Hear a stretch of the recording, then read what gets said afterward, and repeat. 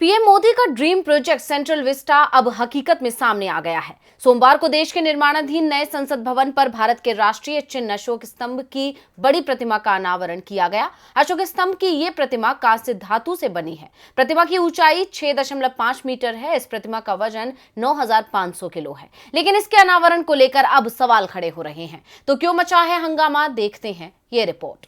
PM Modi क्या वाकई संविधान की धज्जियां उड़ा रहे हैं? क्या वो संसद की मर्यादा का भी उल्लंघन कर रहे हैं? आज पीएम मोदी ने नए संसद भवन की छत पर बने राष्ट्रीय प्रतीक चिन्ह अशोक स्तंभ का अनावरण किया। ये अनावरण अब सवालों के घेरे में है। एआईएमआईएम चीफ असदुद्दीन ओवैसी ने इसको लेकर सवाल खड़े किए हैं। ओवैसी ने ट्वीट कर कहा कि ये अधिकार लोकसभा स्पीकर का है।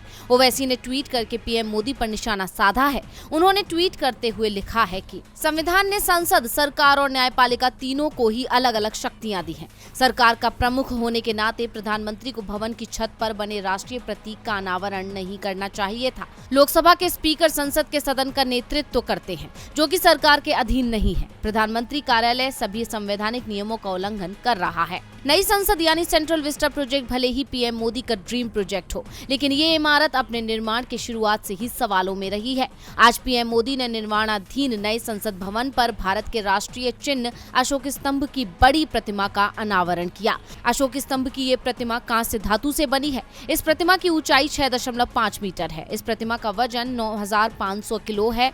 अशोक स्तंभ की ये प्रतिमा निर्माणाधीन संसद भवन पर लगने से पहले 8 चरणों से होकर गुजरी है।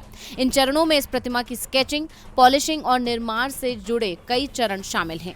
निर्माणाधीन संसद भवन की छत पर बने अशोक के इस स्तंभ का निर्माण 2000 से ज्यादा लोगों ने मिलकर तैयार किया है। संसद भवन की इस नई इमारत में 1224 सदस्यों के बैठने की व्यवस्था होगी। खबरों के मुताबिक इस इमारत का निर्माण दिसंबर 2022 तक पूरा हो जाएगा। शीतकालीन सत्र तक नया संसद भवन बनकर तैयार हो जाएगा। डीवी लाइव की रिपोर्ट।